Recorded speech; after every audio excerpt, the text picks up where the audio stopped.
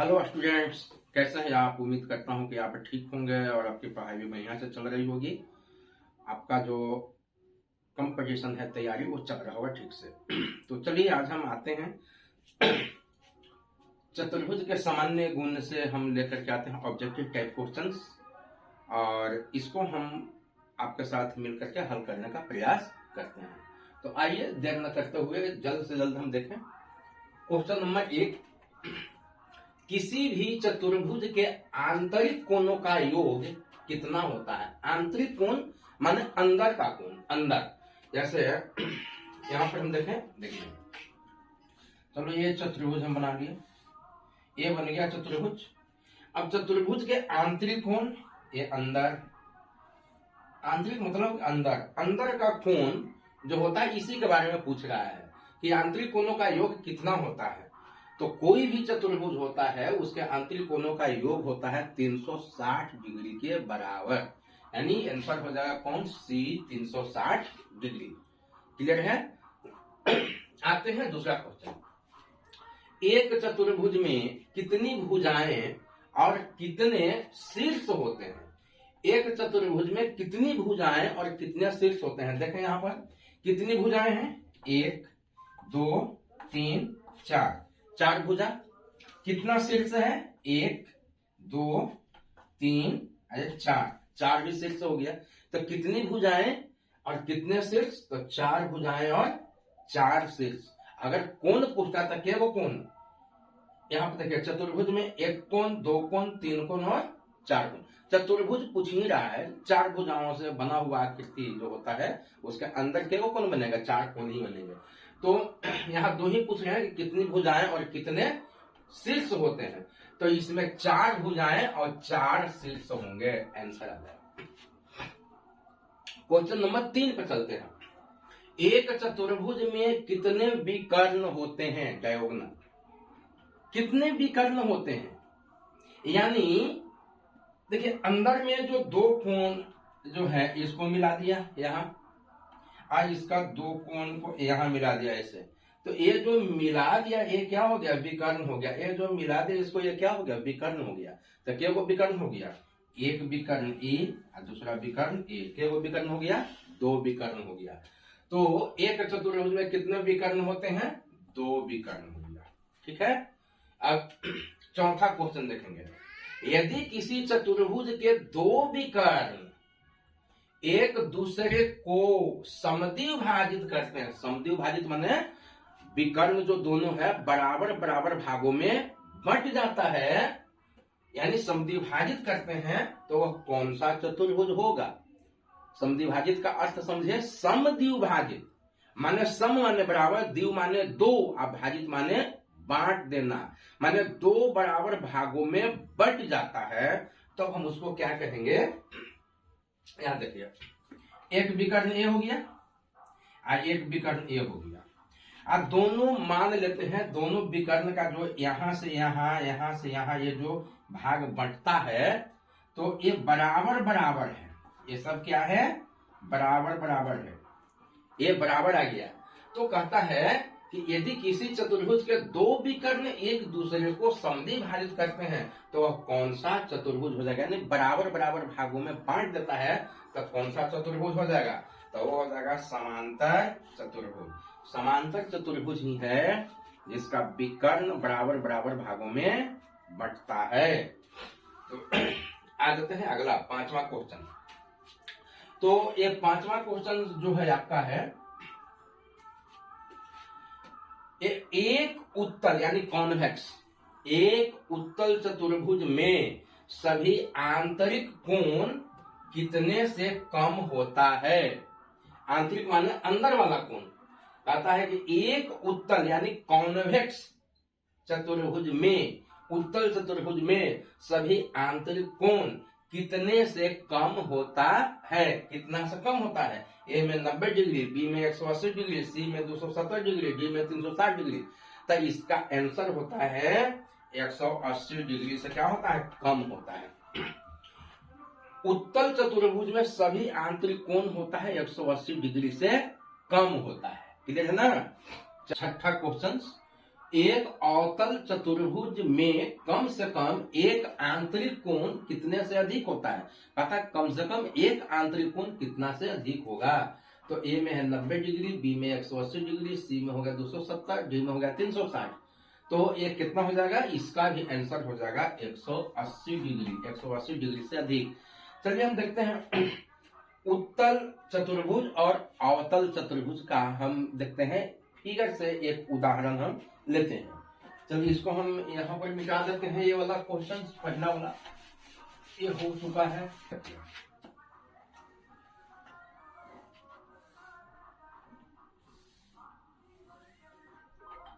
ये हो गया आपका, ये जो हो गया आपका उत्तल चतुर्भुज, उत्तल चतुर्भुज। और यहां देखिए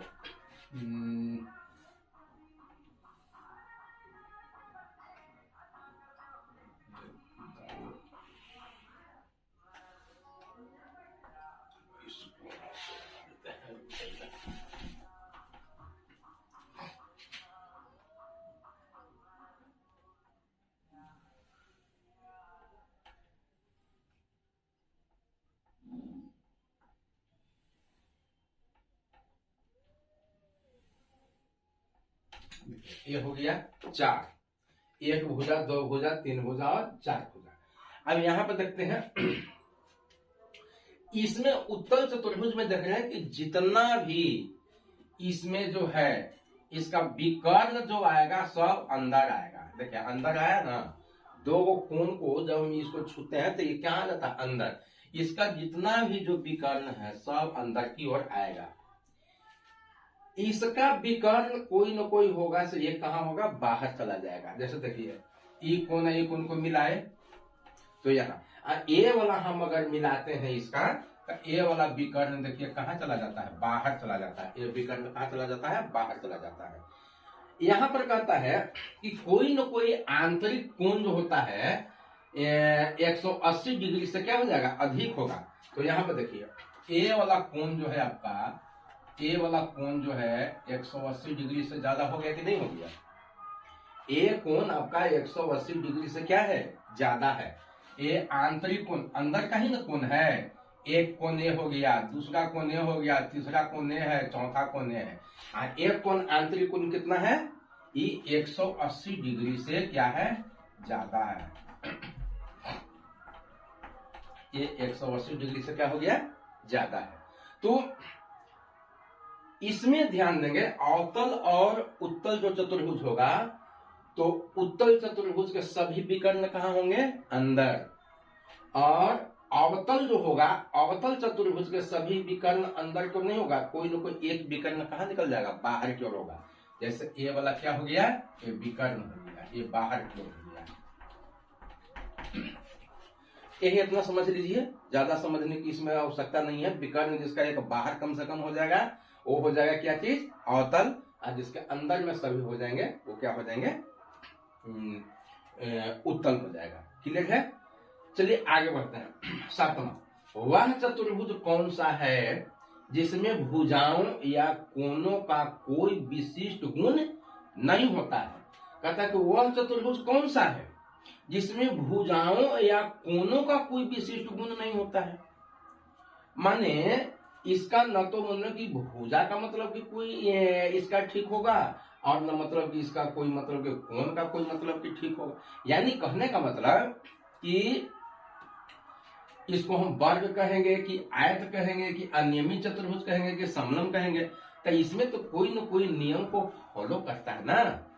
लेकिन विषम कोण जो हो जाएगा चतुर्भुज हो जाएगा, यानी कि अनियमित वो हो जाएगा, अनियमित। तो इसको अनियमित को हम विषम भी बोलते हैं। विषम कोण चतुर्भुज इसको बोलेंगे। तो ये अनियमित, ये आपका जो हो जाएगा ये आंसर हो जाएगा अनियमित चतुर्भुज। अनियमित चतुर्भुज वह चतुर्भुज कौन सा है जिसमें भुजाओं या कोनों का कोई विशिष्ट गुण नहीं होता है, उसको हम क्या कहेंगे? अनियमित चतुर्भुज के नाम से हम उसको जानते हैं। 8वां में आते हैं, चतुर्भुज का क्षेत्रफल निकालने का सूत्र क्या है? चतुर्भुज का क्षेत्रफल निकालने का सूत्र क्या है? कंडीशन है जब उसका एक विकर्ण और उस पर विपरीत शीर्षों से डाले गए लंबों की लंबाई दी गई है। इसको आते हैं चित्र से समझते हैं, इसको हम चित्र से समझते हैं। तो याद यहां हम चित्र से इसको हम समझाने का प्रयास करते हैं। चलिए, एक ये यहां हो गया, चलो एक चतुर्भुज और एक विकर्ण है, ठीक है। क्या कहता है कि चतुर्भुज का क्षेत्रफल निकालने का सूत्र क्या है? जब उसका एक विकर्ण दिया गया है और उस पर विपरीत शीर्षों से, एक शीर्ष विपरीत हो गया, यहाँ विपरीत शीर्षों से ये हो गया एक शीर्ष, आया को विपरीत शीर्ष ये हो गया एक शीर्ष यहाँ। तो ये इसको शीर्ष को हम h1, इसको माने ये शीर्ष लंबाई को हम h1, इसको मान लेते हैं h2। ये विकर्ण जो है इसको हम d, विकर्ण को क्या मानते हैं? d। तो ये d से हम सूचित करेंगे, तब क्या हो जाएगा? दिया हुआ है इसमें एक विकर्ण और दो शीर्ष लंबों, माने शीर्ष लंब यहाँ पर दिया गया है विकर्ण पर। तब कहता है कि 1/2 गुने d गुने होल h1 प्लस h2, यह सूत्र होगा कि d गुने होल h1 प्लस h2, ये वाला सूत्र हो जाएगा। इसी में 1/2 माने 1/2 गुने d गुने h1 गुने h2 हो जाएगा कि d में d प्लस h1 गुने h2 हो जाएगा। तो इसका बाबू सूत्र होता है सीधा 1/2 गुने d into h1 plus h2, माने ये वाला हो जाएगा आपका, हो जाएगा ये क्या हो जाएगा? ये वाला हो जाएगा, ये वाला हो जाएगा, ठीक है ना। अब यहाँ पे देखें 8, 9 में देखते हैं, 9 में देखते हैं कि चतुर्भुज की मध्य बिंदुओं को क्रमानुसार मिलाने पर कौन सा चतुर्भुज बनता है? तो चतुर्भुज की मध्य बिंदुओं को क्रमानुसार मिलाने पर कौन सा चतुर्भुज बनता है? चलिए इसको भी हम फिगर से देखते हैं। चलो एक चतुर्भुज ले लिया, एक चतुर्भुज ले लिया और इसका मध्य बिंदु, ई भुजा का मध्य बिंदु ये हो गया, इस भुजा का मध्य बिंदु ये हो गया, इस भुजा का मध्य बिंदु यहाँ हो गया, इसका मध्य बिंदु यहाँ हो गया। अब क्या कहता है? चतुर्भुज के मध्य बिंदु को क्रमानुसार, क्रमिक अनुसार, जैसे देखिए इसका, इस भुजा के बाद में ये वाला भुजा है तो क्रमिक अनुसार मिला दिया, इस भुजा के बाद ये वाला भुजा है क्रम के अनुसार मिला दिया, इस भुजा के बाद ये वाला भुजा है क्रम के अनुसार मिला दिया, इस भुजा के बाद ये वाला भुजा है क्रम के अनुसार मिला दिया। देख रहे हैं ए वाला रेखा और ए वाला रेखा एक दूसरा का समानांतर है, ए वाला रेखा और ए वाला रेखा एक दूसरा का क्या है? समानांतर है। यानी कौन सा चतुर्भुज बनेगा? समांतर चतुर्भुज। तो चतुर्भुज के मध्य बिंदुओं के क्रमानुसार मिलाने पर कौन सा चतुर्भुज बनेगा? समांतर चतुर्भुज। कौन सा चतुर्भुज बनेगा? समांतर चतुर्भुज। क्या है ना, यहाँ समानांतर चतुर्भुज बन रहा है ये, तो ये हो गया। 10वां में चलते हैं। एक चतुर्भुज के आसन कोण 70 डिग्री, ये 70 है, 70 डिग्री और 110 डिग्री है। कहता है कि एक चतुर्भुज के आसन कोण 70 डिग्री और 110 डिग्री है, तो यह कौन सा चतुर्भुज हो सकता है? ए में कहता पतंग हो सकता है, बी में कहता आयत हो सकता है, सी में कहता समलम और समांतर चतुर्भुज हो सकता है, या डी में कहता है कि समानांतर चतुर्भुज हो सकता है केवल। तो कौन हो जाएगा? तो देखिए कहता है कि किसी भी चतुर्भुज में उसके आसन कोण यदि दोनों का योग अगर 180 डिग्री का हो जाता है तो वो हो जाएगा समलम भी हो सकता है और समांतर चतुर्भुज भी हो सकता है। तो यहाँ पर देखिए एक कोण दिया हुआ है 70 डिग्री, एगो 110 डिग्री, तो 110 और 70 कितना हो जाएगा? 180। तो 180 मिला के क्या हो जाएगा? समलम भी हो सकता है या समानांतर भी हो सकता है। तो आंसर कौन हो जाएगा? सी हो जाएगा।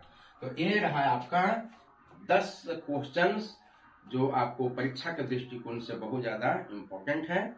तो ठीक है, आप ध्यान से पढ़िए। मिलता है अगले वीडियो में।